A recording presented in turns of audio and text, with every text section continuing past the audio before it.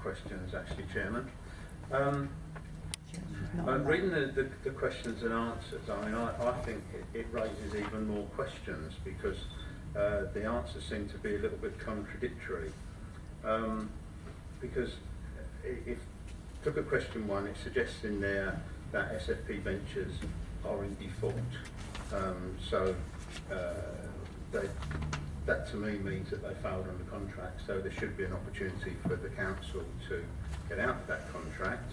Yeah. But then later on, it says that the council can't get out of that because if Cardi's take over SFP, Cardi's just step into SFP's place. Well, if SFP were in default, then their successors surely were in default as well. Absolutely. It talks about as well. If you look at question 7, it talks about the due diligence process for the contract being of this type being rigorous, and one would hope it would be, which therefore suggests that potentially Cardi could fail that due diligence, which that seems to be in contradiction with on the other side where it says, well, the council's got no option but to do business with Cardi. So I'd like all that explained, please. It also talks about the fact that the council can get the overage it's due before the end of the contract, which kind of might lead people to think they're going to get it at the start of the contract, but maybe not. So when in the contract, and exactly what would that overage be? Because just as a layman, it would appear to me that property values, seafronts have become very popular, Ramsgate's become quite fashionable.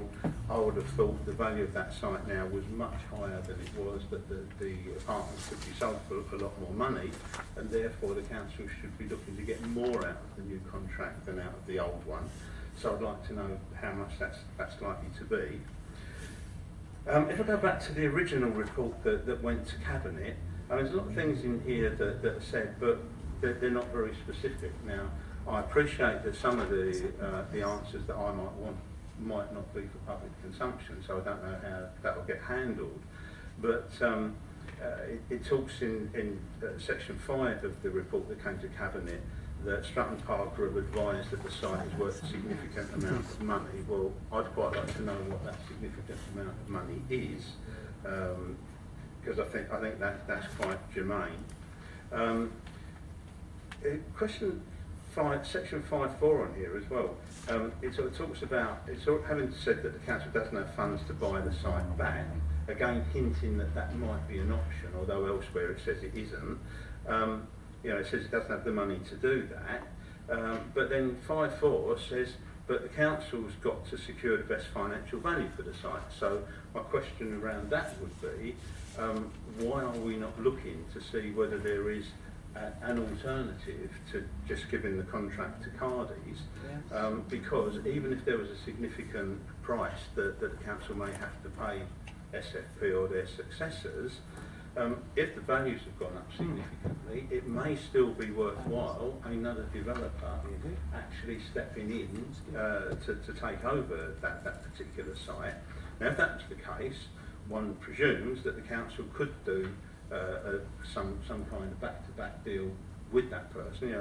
The experience at Manston suggests that these kinds of deals can be done, and we're not talking about CPO here, but some kind of arrangement whereby somebody else's money is used in the transaction so that somebody else could actually come in there. And I just wonder, it says here, well, it's quite likely that we're going to get the same development, but do we know that?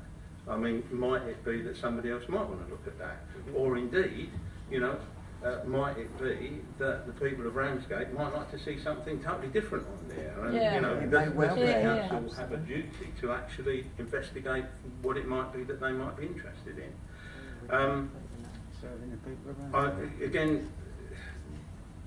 I make a point of Cabinet, and I'll make it again.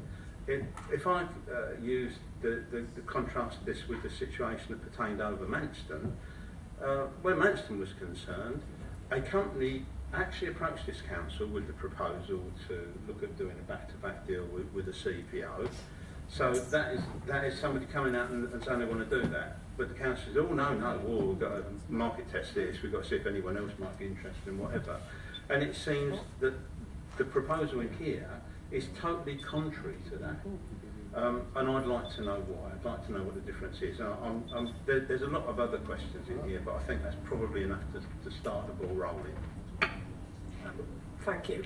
I'd like to call on either Councillor Everett or between you, if you'd like to answer that. I think if we get a whole series of questions like that, it's easy for you to answer straight, and then we'll go on to the next one. Yeah, I'll try and respond to Councillor Baker's points. I'm sorry that he hasn't understood what's been put forward, certainly in the questions as well as the papers. First point he made was, he said that in question 1 it says that the developer's in default, and then later on it's implied that the developer's not in default because Cardi's could take over the contracts and carry on with his. I'm sorry, I thought you'd perhaps you want to explain what you did say? No, I said that a default notice was served, which suggests that the council thought that SFP was in default. My point was that if they are, then if they were taken over by somebody else, you know, that company, you know, it's still in default. You know, I'm asked, I suppose really I'm saying that how is it that we think that the company that's in default being taken over by someone else somehow means that it's all right for that new company to inherit that? Yeah, I think the position, you're right, the position is exactly the same whoever owns SFP. Sorry, can I just interrupt just 1 second? The lady behind you pointed a very bright light. Oh, is it? At us, yes. Sorry. Which is very distracting. Thanks very much. Thank you. Right, I take your point, Councillor Bayford. I didn't understand what you said the first time. I take your point that whoever owns the current contract, the situation with the contracts is the same. So whether it's the current owners of SFP or whether it's Cardi Construction Limited. Obviously the issue is that the current owners of SFP do not accept that they are in default and have put forward a series of reasons, some of which are set out in the paper, as to why they think that that's not the case. I'm not going to comment on the validity of those. Obviously we've got legal advice on that subject. But you're quite right, if Cardi's took the matter forward and they tried to build out using the existing development agreement, that legal situation between the council and the company will still exist, would have to be explored. But as we discovered through the process before, there is nothing in the agreement which allows the council to take the site back because SFP haven't done what they said they were going to do at this stage. What we had to do, and what we've in fact done, is served a breach notice, which is part of a process. That process will take a considerable amount of time. It will take longer because of matters which have come forward during the mediation discussions with SFP, some of which again are set out in the paper, the reasons why they say they're not in default, in other words. And there is no guarantee that at the end of that process the council would succeed. In the meantime, they have put a proposal to the council involving Cardi Construction Limited, which we are duty bound to explore. So we're exploring it. And that is the reasonable position of the council. That's what we understand we have to do by virtue of the agreement. We can argue about whether the agreement was fit for purpose. You and I might agree on that. But we are stuck with the agreement as it stands. You said, I think, that if Cardi's took over and about due diligence, clearly there would be no due diligence if there's nothing the council could do if Cardi's bought the existing agreement and implemented it. There wouldn't be a process of due diligence for the council to enter into because the council wouldn't have any say in the subject. Or indeed, if SFP was sold to any other company, they'd be able to build out according to the existing development agreement, if indeed they could.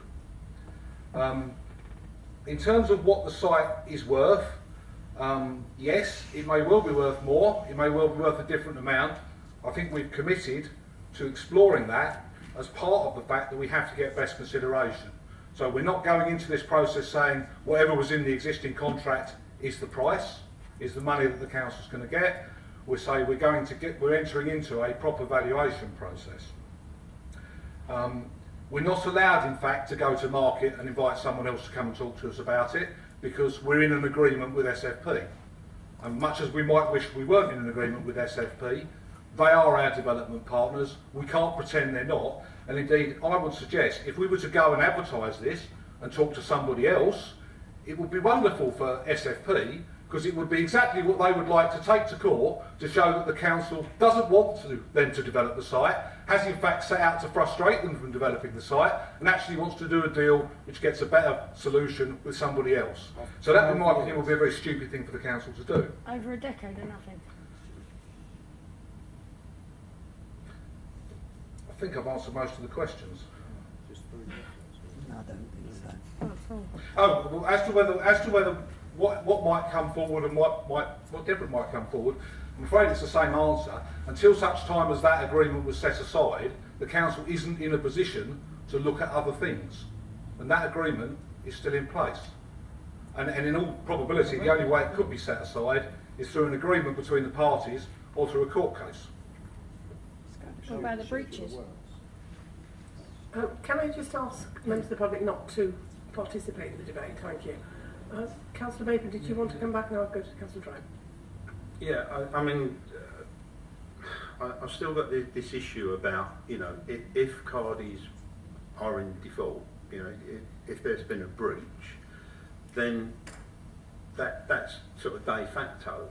So surely at that point, even if they got taken, sorry, SFP are in default, if Cardis took them over, at the instant they're still in default. Absolutely. I don't understand why that doesn't create a break for the council to be able to look elsewhere. But the other thing is the due diligence thing. The only reason I raised that is that at point 7 in the question and answers, it said what due diligence will be undertaken to ensure Cardi construct, and it says in there, oh, it'll be rigorous and strict, you know, and now you say, well, we don't bother. No. Well, kind of did. Yes, you did. If I can come back, what allows the council to do due diligence on Cardis is entering into a new agreement. So Cardis, the proposal is that Cardis buy SFP. Cardis, to my understanding, and I may be proven wrong about this, but Cardis are not proposing to implement the existing agreement. What they're saying is, we'll buy SFP if you come to a deal with us.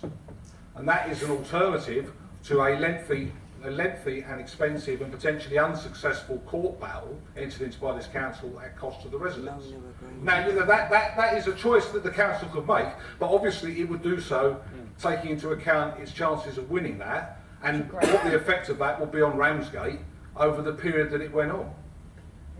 So the due Could be worse diligence than comes the into last play one, yeah. because it is proposed there'll be a new agreement. Right. But so you will be carrying it out?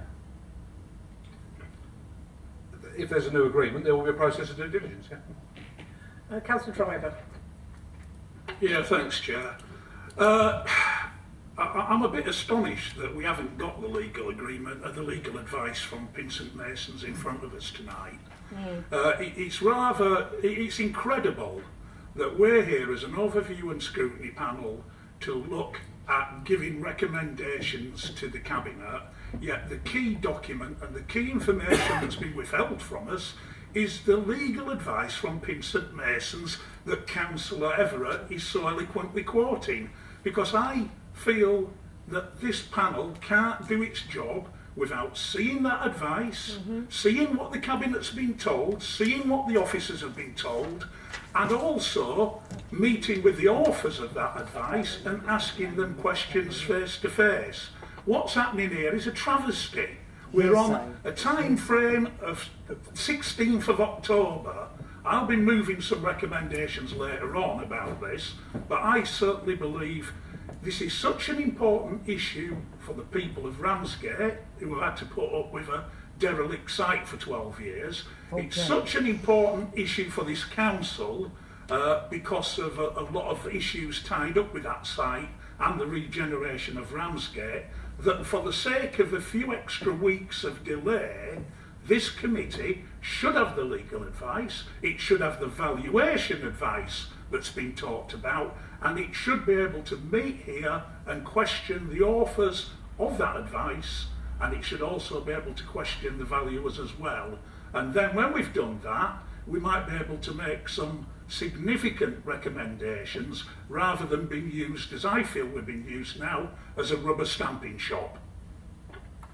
Well, I'd like to answer that. Thank you, Councillor Driver. If I can give you some assurance, both myself and the Deputy Chairman had, at my personal request, access to the legal advice on behalf of the panel.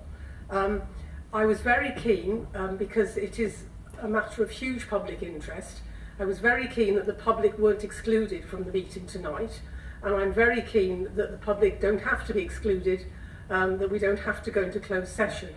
Once we start talking in detail about legal advice, it then becomes very difficult, given that we are currently in a legal situation with SFP, that we cannot discuss that in open session.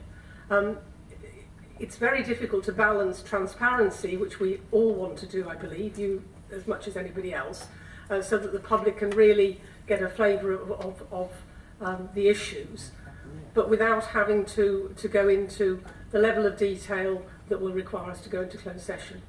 So I mean, that I hope gives you a little reassurance, but clearly not. Yeah, can I just come back on that? I mean, quite obviously, it goes without saying that if we were going to be discussing confidential legal advice about a transaction that the council is in, that would be in closed session. I'm not saying it shouldn't be. And I'm also saying as well, with respect to yourself, all members of this panel are entitled to see that legal advice. It's in the Constitution that we can see any advice and documents in the hands of officers and or the Cabinet, so we can constitutionally see that as a committee, as a panel, and I think we should be asking to see that, even if it means having a separate meeting which will probably be closed to the public, where I can't bring my camera along and of course wouldn't, where we could talk in great detail about the legal advice. Because I don't want to accept and vote and make recommendations by proxy. I want to see the advice myself. That's what I was elected to do. That's why I'm on this committee. So I'm just suggesting, and I will move a motion later on, that that is indeed what we do, and also as well in terms of the valuation. And thank you, Councillor Driver. I mean, that's quite reasonable. What I proposed was that we start effectively looking at the general issues in public session, and you're perfectly entitled, as you quite rightly say, or anybody in the panel, to request more detailed information that can't be shared with the public, and if it's the panel's decision that we need to look at more and we need to have another meeting, so be it. That is absolutely right. What I wanted to do was to make sure that we start in open session so that we can look at the general issues, and then we can go deeper if need to be. Thank you. Councillor Wells. Thank you, Madam Chairman. I'll just go to the question and answer first. Really. I had one or two comments to add to Councillor Bayford's. And when this came before Cabinet in a slightly different form, I had some concern about the language and how it was used and the looseness of the language and whatever. I'm delighted that 2 weeks down the line we've rushed these questions and answers out this morning so that everybody had lots of time to look at them. But I find the same sort of looseness of language across some of these questions that we had in the previous Cabinet report. And I also noticed, by the way, that one of the recommendations in the Cabinet was withdrawn on the evening of the 11th of September, and that still sits in the Cabinet report. That hasn't been removed tonight either, which is quite interesting. Recommendation 2, you withdrew it because you said it was already in existence. Yeah. Okay. So let me just look at number 1. For example, we talked there about the default notice being served or whatever, and there seems to be a word missing from the final sentence because I believe this is a potential company buyout. It hasn't actually happened, it has been talked about, it's not in existence, but the last sentence talks about it as if it is actually here now and happening, and I'm not sure that's accurate. The other question 2, I think we have a phrase there called outstanding money. There's no outstanding money because the thing hasn't been built. The money that comes is conditional on the flats being built, the overage being paid. You were very careful, Councillor Everett, to tell us last time that that when the freehold went, It might have got the money from it, but the freehold was gone. But those monies aren't outstanding until it's actually there. And sadly, I have to go back to a little spat I had with Mrs. Crowley last time we met. Best consideration. I went out of my way to look up what this actually means. And of course, best consideration doesn't mean maximum financial value. Best consideration does include social, economic regeneration and other benefits as part of the valuation that is in place. That is in all the relevant definitions you would find. So again, I find the way that's used if not dishonest, a little odd. Dishonest. Question 3. Yes, of course, we don't want to see SF benches limited there and there, but I think for most people the issue goes wider than that. What if part of this deal ends up with one of the SFP directors sitting on the Cardi board of the construction company concerned? Would we be happy with that? And I don't know what our powers are in regard of that, but that's something I think that most people who really look at this issue would be really quite concerned about. 4 is true as far as it goes, but of course isn't true if we pursue the default notice. Because if you pursue the default notice and we win, we do have the opportunity to remarket it elsewhere. Yes. And the halting of the pursuit of the default notice is something, again, I think that people don't understand. Question 5, the answer there sounds awfully like something I've heard before. Sounds like something I heard in about 2009 when we all were convinced that Cardi was coming to save the day. I mean, they've had 5 years. I think we'd be right to treat this with a little bit of cynicism, given the history of this particular project. Over the page there, perhaps a direct question here. Could somebody tell me, in financial loan and security terms, what the difference is between 199 years and a freehold? My understanding that the original leases are 199 years because that would enable people to raise finance and deal with it rather than actually having to have the freehold. Number 7, back to due diligence. Okay, right, reassuring. I'm glad Councillor Everett actually explained that to us, and those first 3 lines are fantastic. I'm slightly concerned about the ensuing 7 lines. Sounds awfully like a list that Councillor Poole along the way here read out some time ago to justify as to why SFP actually was going to be the best thing since sliced bread. And I do think as well that we need to have a little bit more concern about the maintenance of the cliff wall. Before this particular proposal came along, the leaseholder, who actually was on that site, was responsible for the maintenance of the cliff wall.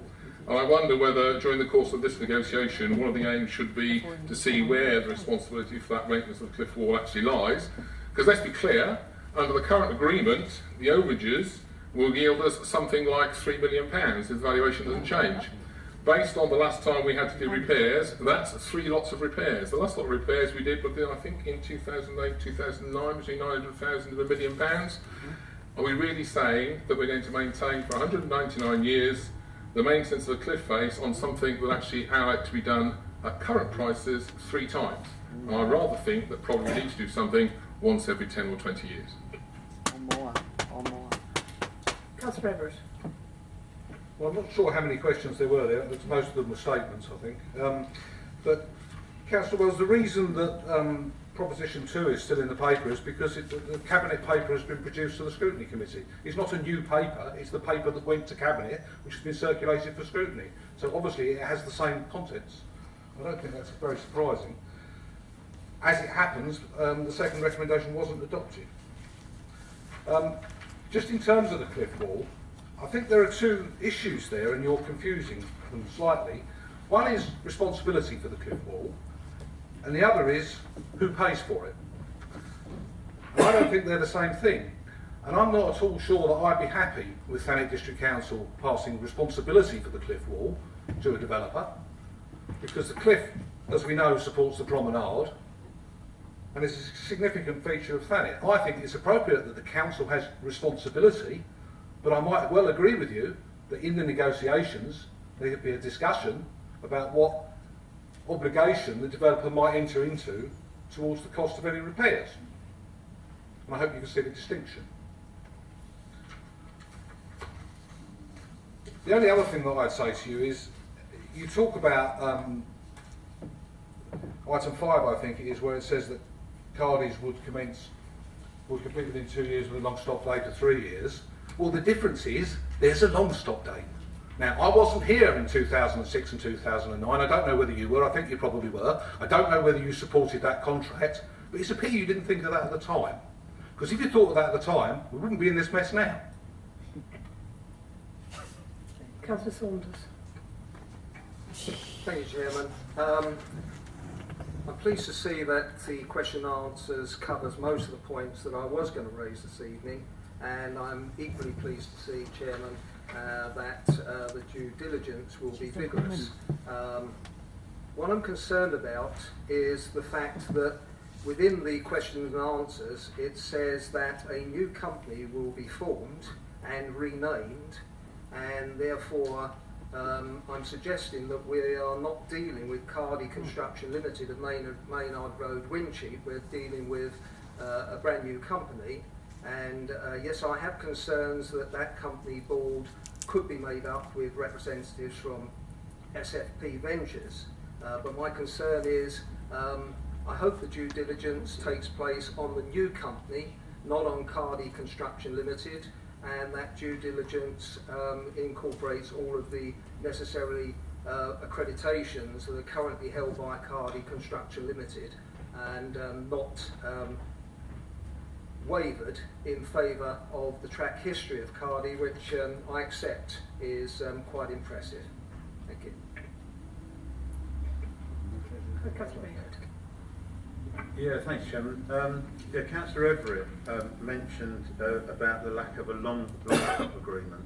I can't comment on the 2009 agreement. I can comment on the 2006 agreement because I was the member probably most closely associated with that. I'm no expert in doing development agreements, so I actually believe that because we employed Freshwaters, who are one of the biggest lawyers, the most respected lawyers in the world, that they would think of those things for us. Now, if you're telling me that the lack of a long stop date is putting this council in a position where it's prejudiced, then I might suggest that it would be appropriate for us to look to take action against Freshwaters, because if there was no long stop agreement in that 2006 agreement, that was down to them. Absolutely. Couldn't agree more. I think it was Evershed.